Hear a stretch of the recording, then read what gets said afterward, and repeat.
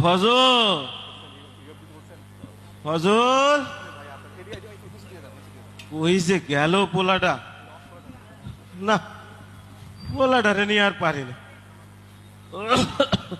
কোনো কাজের সময় হাতের কাছে নাই, শরীরটাও বেশি ভালো না। তাই এরা কথা না শুনলে কি হইব?